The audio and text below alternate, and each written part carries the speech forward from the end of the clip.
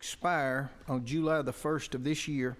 And on line 11, you'll see that extends that to 2027. These fees were not designated. The discussion we had in the House Bill 511 designated most of the fees like this. These fees were not part of that, so their date did not get extended. There's a bill now that's drawn up in the House Ways and Means Committee that would designate these fees. So all we're asking to do here is to extend the sunset date for 5 years. This raises about $1 to $2 million a year for the department that they use to monitor and clean up hazardous waste. So, Mr. Chairman, that's the bill. Be glad to try to answer any questions. Are there any questions from the committee on 893? Hearing none. I'll take a motion right now, Mr. Chairman. Pass.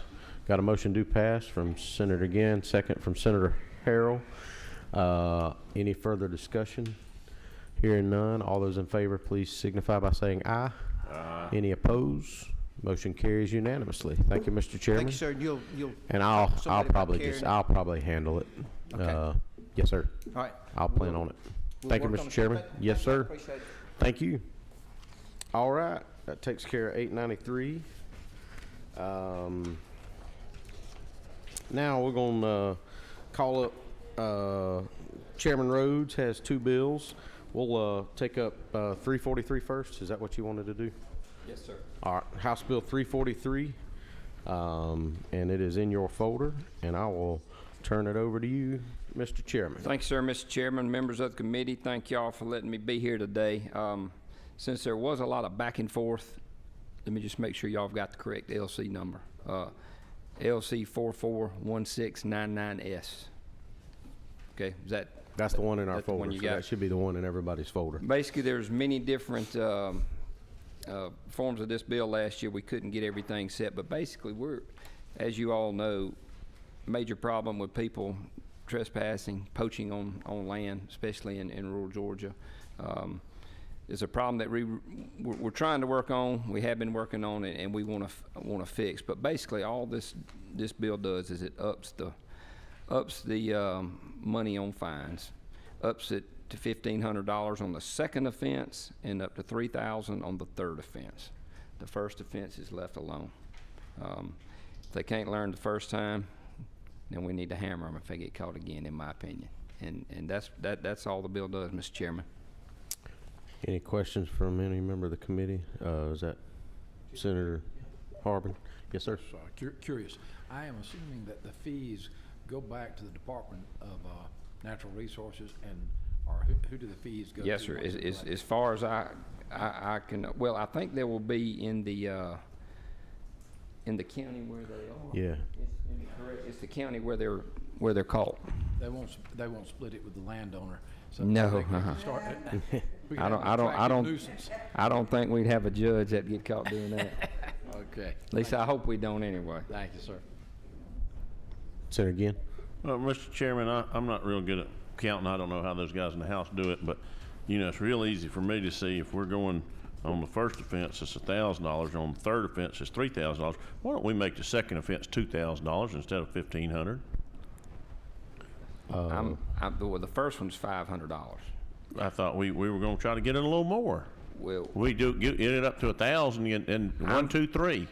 If they don't learn, you know, I'm trying to help you out, Coach. I'm fine. That's what I'm saying. I'm fine. Yeah, I'd offer that as That does not bother me. an amendment if That doesn't bother me one iota. So you're I'm thinking you're saying on line 25.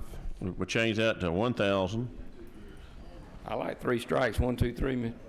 So line 28 would be 2,000. 2,000 And then line 33 would be left alone. would be 3,000. Be left alone. Okay. We'll there's some folks signed up on it. We'll discuss that as we. So you being the author, I guess you would be okay with those I'm fine with those changes. Which it's up to the committee, but I still wanted your input. Mr. Chairman, I'm fine with those. Okay. With those changes, as long as we can get it back over and get a vote on it. Okay. With that, are there any other questions for the author of the bill? What are you hunting? I don't know. I'm not gonna get caught. I don't know what they're hunting. I'm gonna be on my place.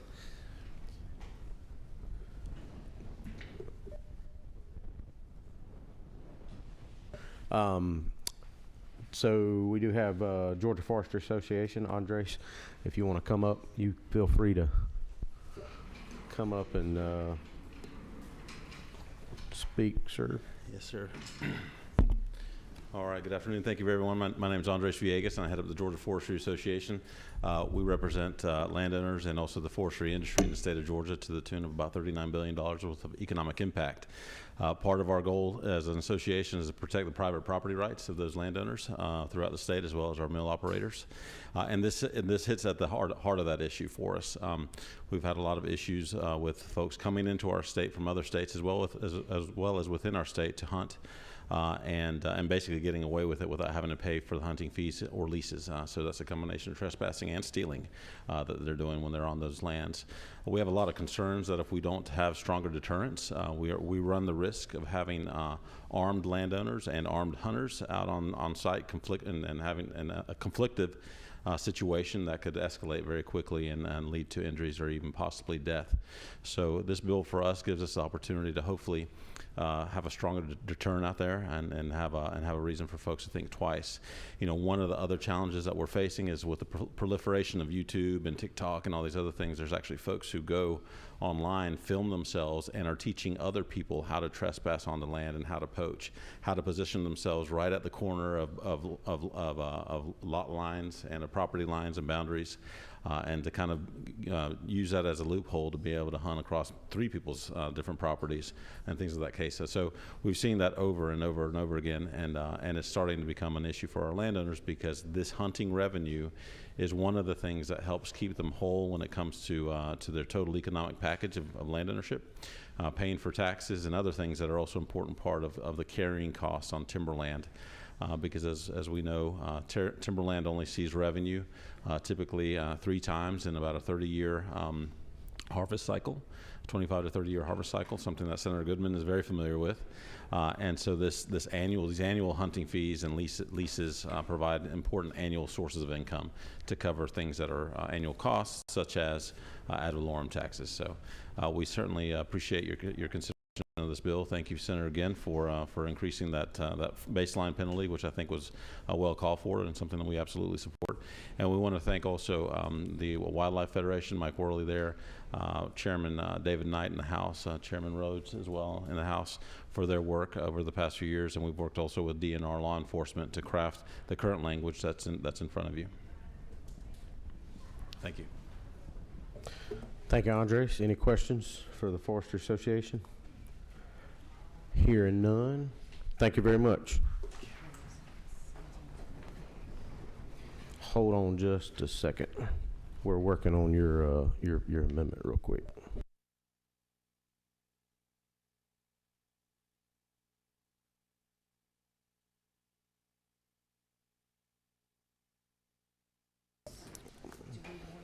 So, but if you.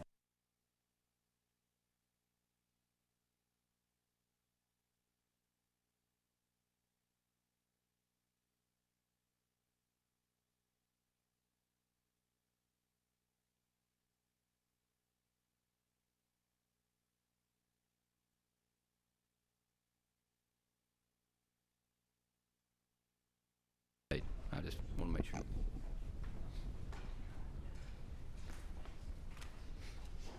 Yeah, that's right, Mr. Chairman. All the fine money does go to the counties.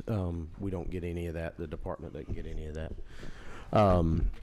Senator, again, on your amendment, this is getting into criminal procedure and Title 16, Title 17, and all that other stuff. So under current law, if you'll see on line 24, just to kind of have, I guess, some discussion on this real quick since you brought it up. Under the first offense, it's a charge of a misdemeanor. Under the second and third offense, it's charges of misdemeanors in high and aggravated in nature. So under Georgia law, a misdemeanor cannot be charged for more than $1,000 nor more than 12 months in confinement. A misdemeanor of a high and aggravated nature can be charged up to $5,000, and it still has the same penalty of confinement of not more than 12 months. So that said, on line 25, we could not, if we changed 500 to 1,000, that would be inconsistent with the code in regards to it being a misdemeanor. Does that make sense? And if it's okay with you, Mr. Chairman, maybe we need to add on line 24 of a misdemeanor of a high and aggravated nature. Because for me, you know, where it's been reported to the law enforcement, if somebody's actually getting charged with this, it won't be the first time somebody's ever done this. And for me, the object is to stop them from doing it. And I know that we've got a lot of people that don't respect any property lines, and for me, I think it's one that it's a good bill, and I'd like to. Well, obviously, I'm going to leave it to the pleasure of the committee. I just wanted to make sure we were consistent with the code, and because the only way that we could do what you're suggesting to do is to do exactly what you have just proposed. Again, because if we did the initial change you suggested, it would not be consistent with the code. So. Which would not be a good thing. To bring everybody up to speed, we're on House Bill 343, LC 441699S,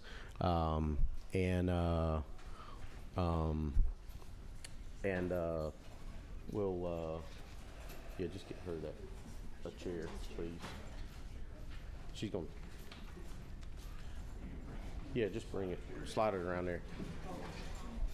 And I would point out to the chair and the other members of the committee on lines 36 and 37, there's an exception made for anybody that's 17 or younger. So these people are that's correct.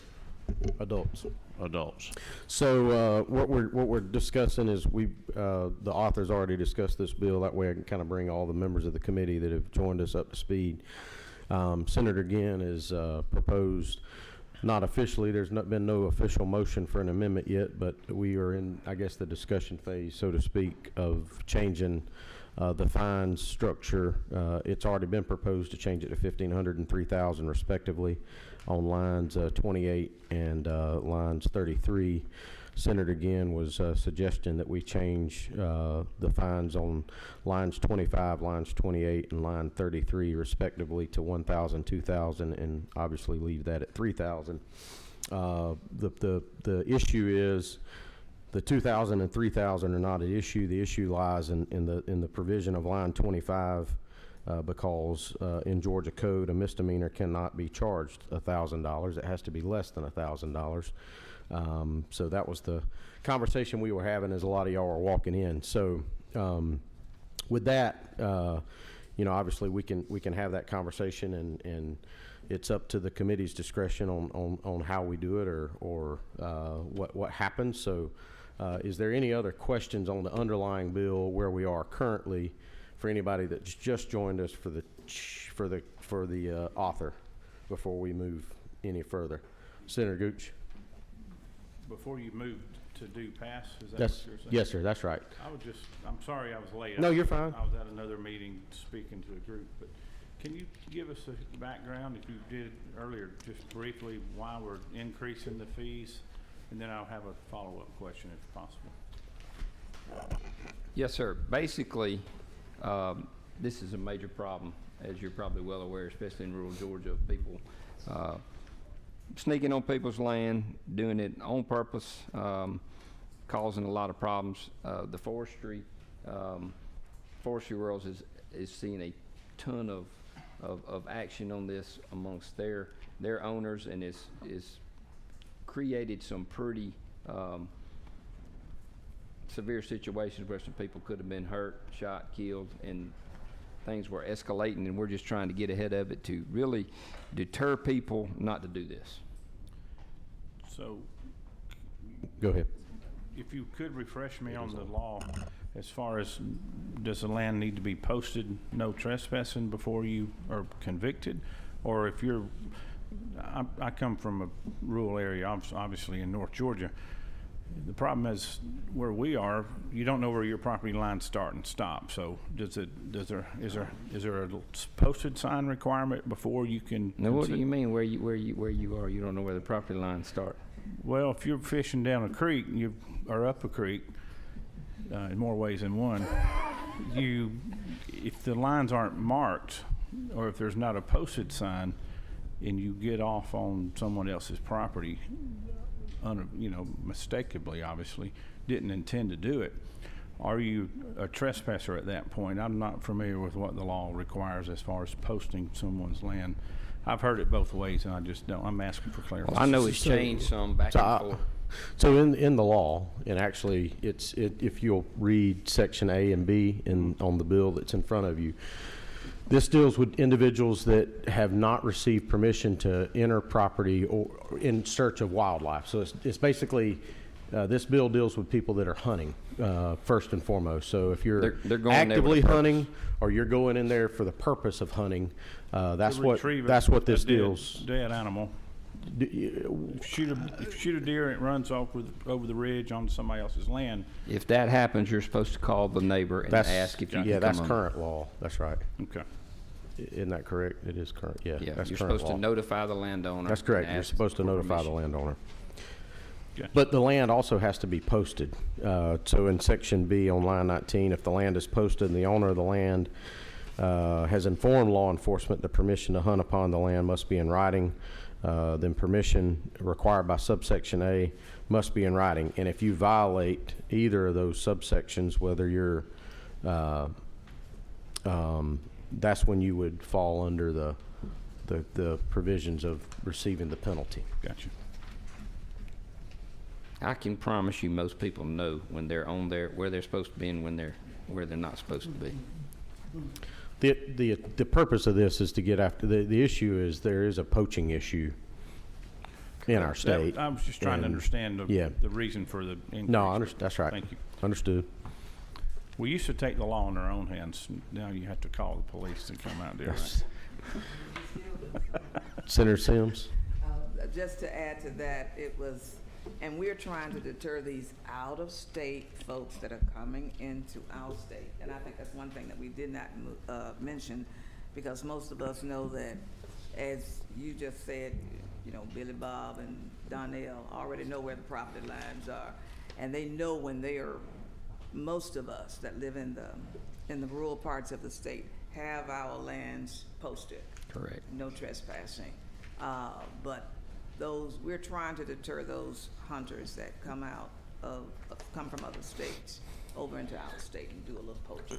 That's pretty much what Especially a lot of these big tracts of lands that a lot of our big companies own and lease them out, and then that's where we have problems. Right. So you're saying folks from Alabama coming over? All right, are there any other questions about the underlying bill before we move to any suggested changes or amendments or any motions? Any further questions? Hearing none from the committee, so now we are moving forward to the will of the committee. Senator Ginn. Thank you, Mr. Chairman. Mr. Chairman, I'd like to add on line 24, the behind misdemeanor, we add of a high and aggravated nature. On line 25, I'd like to replace the $500 with $1,000. And I would like to, on line 28, change the $1,500 to $2,000.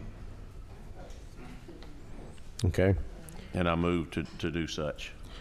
I got a motion for an amendment as stated by Senator Ginn. Is there a second on that motion? I'll second. Second from Senator Gooch. We're in discussion. I think that's Senator Jackson. Senator Jackson. Yeah, thank you, Senator. Thank you, Representative, for bringing this bill. Thank you, Mr. Chairman. With all respect to the senator who sits behind me, who has my back, I believe this is too harsh. I might be the only one who's willing to admit here on camera that certainly I have retrieved an animal from somebody else's property.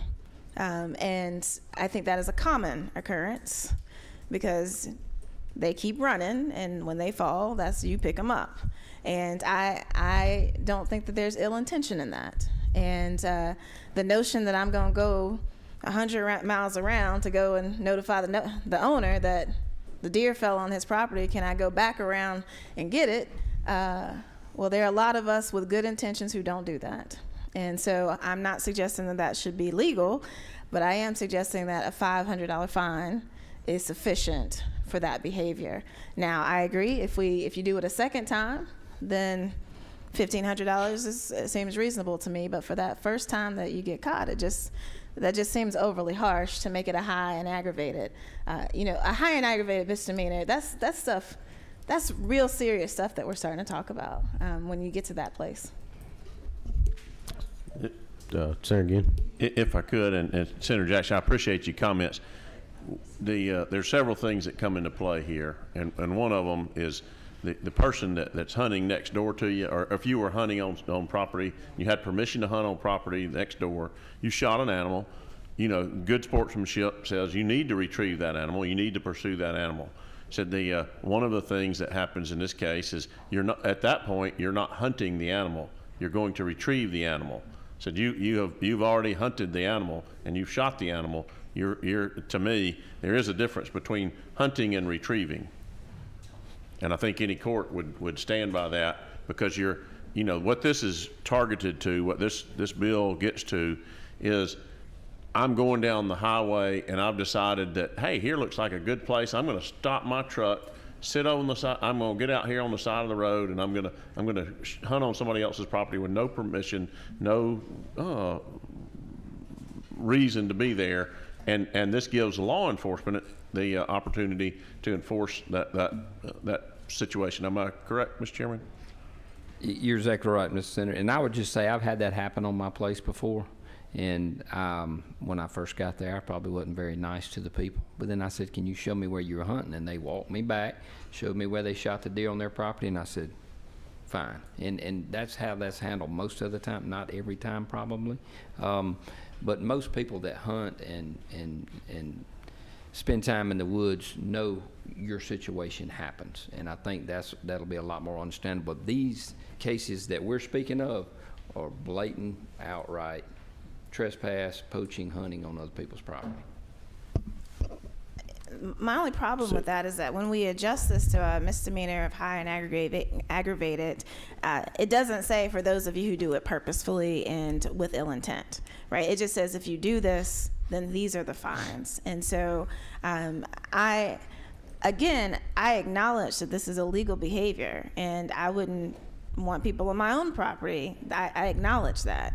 But I believe that keeping that first offense, again, this is just the first offense, keeping it at a misdemeanor level is in line with how we treat other crimes that are fairly harmless in terms of human beings being hurt.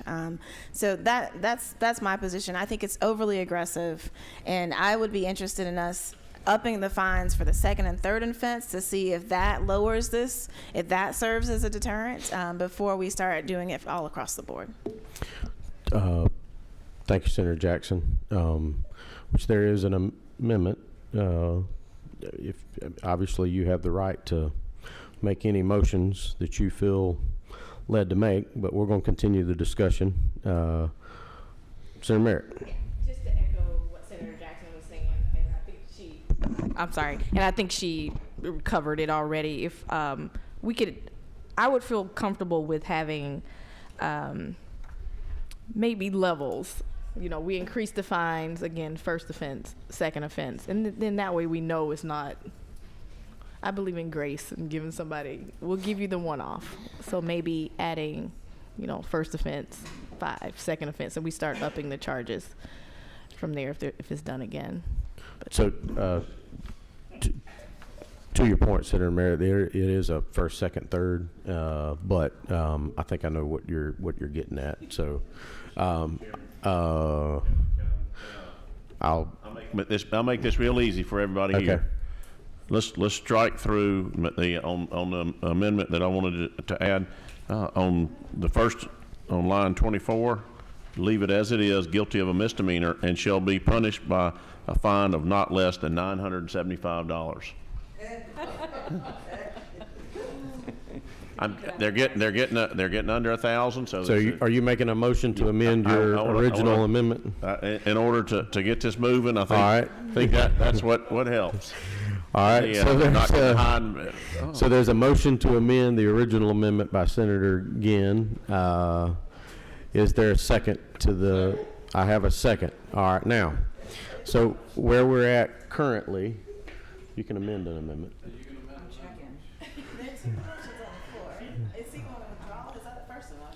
Well, he could do either. You could actually withdraw your first motion. You can actually withdraw both of them, but you can amend the amendment. I think I can. Yes. So I think there's a motion and a second to do so. There is, but if we want to do it cleaner, because my folks are getting nervous over here, because you can amend the amendment to the bill. Mr. Chairman. But if you want to withdraw both motions, and then we'll go with a clean motion, would that work? Mr. Chairman, if that's what the committee desires, Let's I'll do that. withdraw We'll make it clean. The amendment I have, and So I'd you like to withdraw both amendments. Both amendments. Now, go ahead with your amendment. I would like to on line 25, change $500 to $975, and on line 28, change $1,500 to $2,000. Okay. All right. I have a motion. Is there a second? Second. I have a second from Senator Tippins. Now, any further discussion? Senator Sims. The discussion was when they get caught.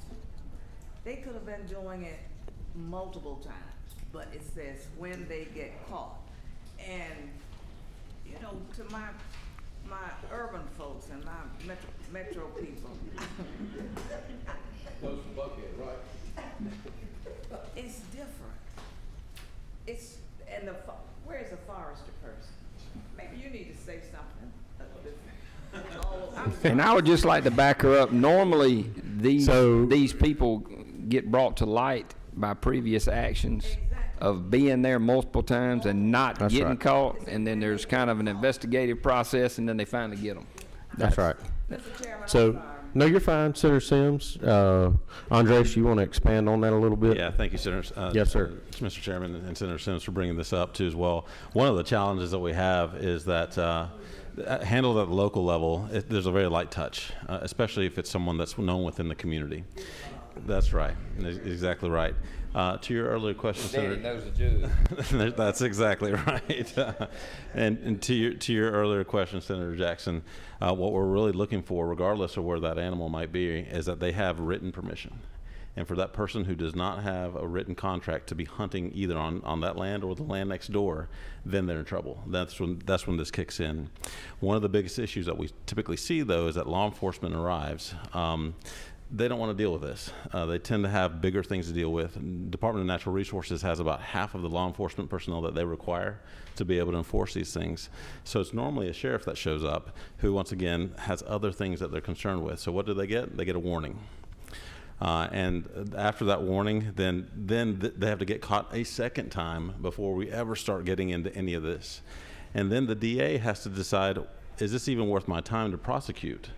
If we even get to court, then the judge, who happens to know Billy Bob's father, or whoever it may be, has to decide, is it worth it for me politically in my community to come down hard on this person? So there are so many hurdles before we ever get to any of these penalties to happen at that local, rural level that are just the way our communities are structured, if you will, and the way our law enforcement is structured, that this is, it's important that we're sending a strong signal that by the time you get to this point, it matters. You've done enough wrong that $1,500 or sorry, $2,000 or $1,000, aggravated or not, it means business. And it is hard to get to this stage because of the way law enforcement happens to work in our counties and in our state, and as well as the judicial system and the way our DAs look at these types of things, which are going to be very low on their list of things to handle when they've got meth labs out in the woods or whatever it is, whatever other things that they're trying to handle. So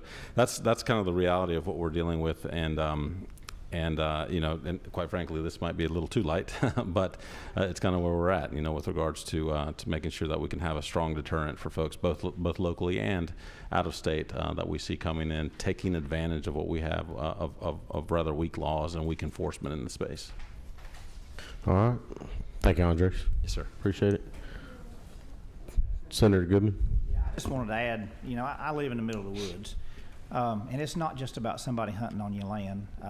These folks will come onto your land, and they come in at night and they're shining deer, and they run over your irrigation risers, and so you don't know that, and then not only that, are you pumping fertilizer out on the ground because your irrigation system is messed up, but then as well, I've got young boys, and they like to get out on the gator and ride around on the land, and these folks will drive down your roads, like they're racing at Daytona, and come up on intersections and not stop, and you've got your kids out there on gators and things like that. And I think it is important that we do send a signal, because it is a problem in rural Georgia. I can tell you because I live it and see it every day. I'm very supportive of this measure, and thank you for bringing it.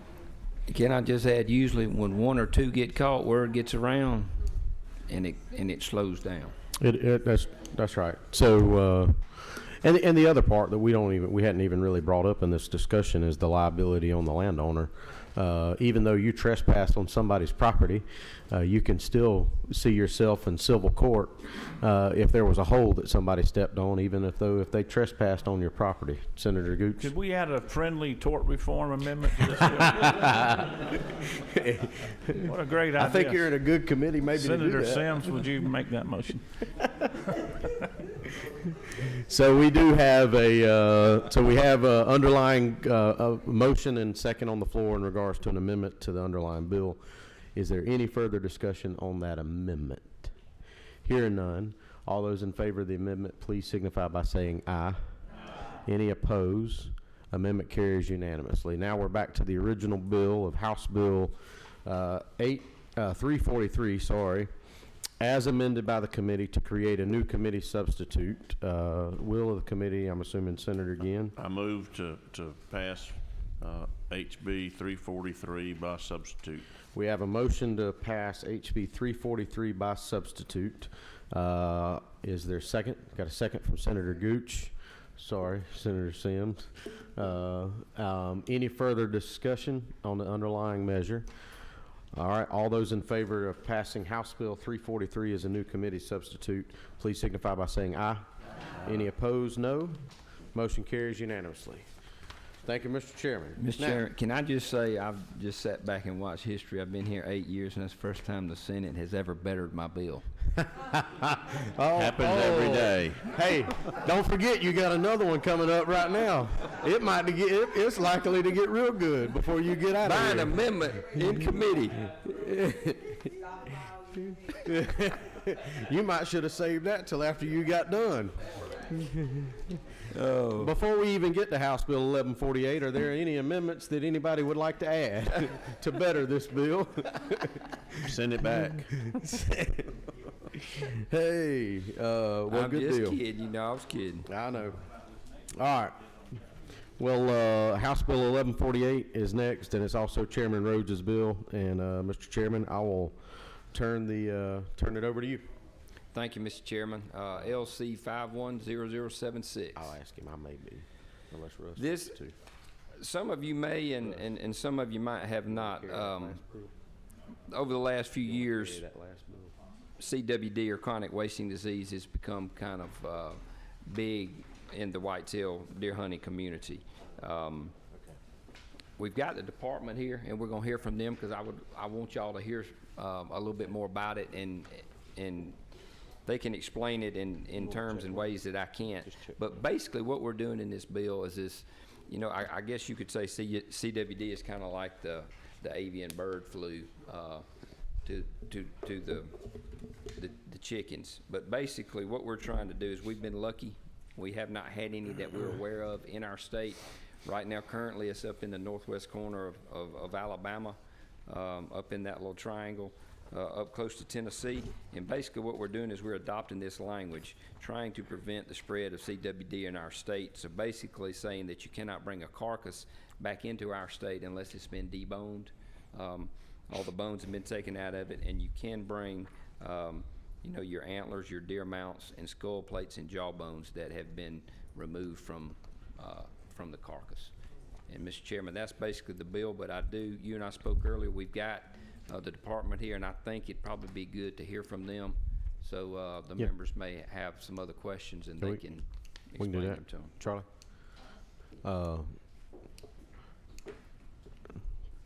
If you, Charlie, for the record, if you want to just officially state your name and position, and then and I'll turn it over to you. Okay. Thank you, Chairman Harper. And thank you, committee, for having me. My name is Charlie Kilmaster. I'm the state deer biologist for the Department of Natural Resources, and I oversee all of our deer data collection and disease surveillance statewide. And I'm going to give you a little kind of nutshell overview of chronic wasting disease. It's something I'm intimately familiar with, but it is the single most important emerging disease issue in white-tailed deer in the country. It's currently found in about 29 states. Just within the past 2 months, Alabama has detected their first case, as has Louisiana. So it's knocking on our door, and it's a slow disease caused by an infectious protein, and it slowly affects the deer over time. It's 100% fatal. Takes about 18 to 24 months, though, but before they become symptomatic. So it's critical to keep this disease out. Just about all the states that have gotten the disease have never been able to eradicate it. Only New York, that found it early enough, were able to stamp it out before it took hold. So prevention is obviously the best key. We took the biggest step in keeping the disease out by banning the import of live deer in 2005. And this we banned the import of these certain carcass parts from CWD positive states. But we found out in recent years that it's gone undetected in a number of states like Tennessee, Mississippi, and Arkansas for a number of years before they found it. So this is a preemptive measure to do the best that we can do at keeping this disease out of the state. So, thank you, Charlie. Are there any questions, Senator Harrell or Senator Tippins? If you have somebody that lives in Tallapoosa, Georgia, and they have a hunting lease in Heflin, Alabama, 20 miles, 10 miles inside Alabama, they kill a deer over there, can they bring it back to Georgia to dress it? No, sir. Under this bill, they would not be able to, and that's one of the issues when we have to prescribe political boundaries to a biological issue. There's those issues that we run across, but there's not a good way to do it, and our political boundaries are the only boundaries that we have, but diseases don't follow those. I fully understand the chronic, but I understand the problem of chronic wasting disease. But I also, I think this bill like this is going to get a lot of kickback on people who are in a border states who may hunt in another state. And is there any indication on the deer itself, aside from a lab test, to ascertain whether a deer has CWD?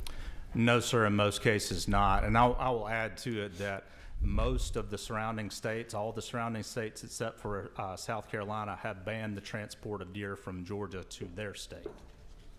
So it's already, like, I can't kill a deer in Georgia and take the whole carcass to Tennessee. They've already taken this measure. And I think you explained this, Charlie, but to your point is there's only one way to confirm whether or not a deer has CWD, and that's only after the deer has passed, and then you have to do it through sampling. There's no other way that we can test currently to find out if any live deer has CWD. Is that correct? They are currently working on a live animal test. It is experimental at this point. It's expensive and very difficult to avoid cross-contamination, but what we use is the gold standard. We have to remove the lymph nodes from the neck of the deer, which is something that obviously occurs after the death of the deer. That's correct. I just wanted that for those members of the committee that may not be as familiar with CWD as others. I think it's important to point that out. It is a very, from a deer population standpoint, it is a very serious issue. I think you likened it to avian influenza and the poultry population. You could probably equate those two definitely. So the difference is you can detect avian influenza in the poultry herd. You cannot detect CWD in the deer herd until deer start to die off, and that's the difference, and that's the issue, and that's why things like this are important. So, Senator Harvin, do you have a question? Yes, sir. Just curious.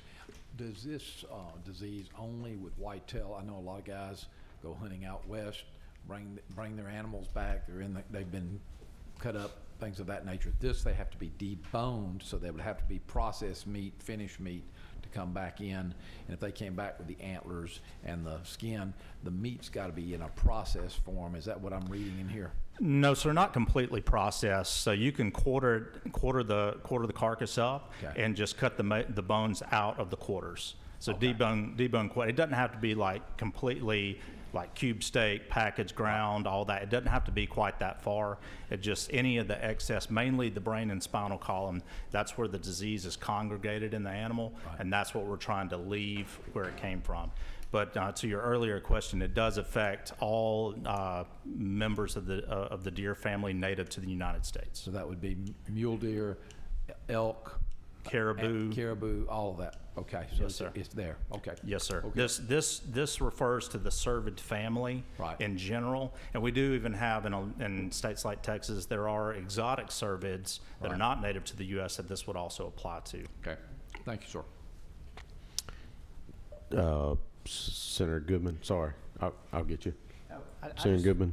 Thank you, Mr. Chairman. I just want to ask a question. You already have this law in place for states that are chronic wasting disease states, right? This just makes it where it covers all states. Is that correct? Yes, sir. Because both Alabama and Tennessee are positive, this is the law now. It became effective the second they detected their first cases of chronic wasting disease, and this adds all other states to that, including North Carolina, South Carolina, and Florida. Thank you for the clarification. That's correct. Senator Harrell. Yes, thank you. I'm probably one of the senators that doesn't know much about this disease. So I have a couple questions. One is, what is the danger of the disease? Is it that it wipes out the population, or it spreads? There's a couple of concerns. From a deer perspective, it's the fact that unlike all other diseases that maybe increase and decrease and fluctuate, it slowly, steadily increases and never stops. We've only seen prevalence increase. We've never seen it go down in any population of deer.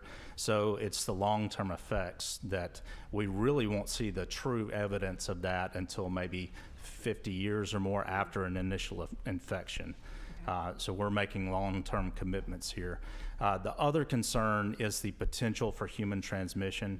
It has never been documented in humans to make that species jump, but due to its similarity to mad cow disease, the CDC recommends that any areas that have CWD, that you test animals before you eat them, and if a deer tests positive, they recommend that you don't consume it.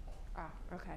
And since you're here, I have a slightly unrelated question. I know we're short on time, but I'm just really, really curious.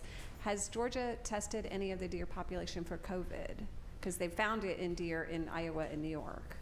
A few animals have been tested in some of the routine surveillance. We haven't done any large-scale testing. I don't believe we've had any positives, but we are doing some testing starting next fall. When that came out, we were kind of midway through the deer season, which is how we would collect a lot of those samples, and we weren't able to get test kits out and really scale it up. Okay, thank you. Senator Tippins. How many confirmed cases have you had in Georgia?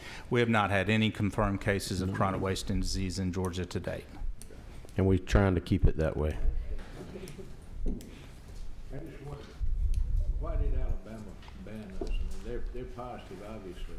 They banned Georgia, who doesn't have the case. They weren't singling Georgia out. It's a move that all of the states are taking in an effort to reduce the disease being spread into new areas. And, you know, it's only in that northwest corner of Alabama, so they want to keep it there. They don't want it popping up in other areas of the state.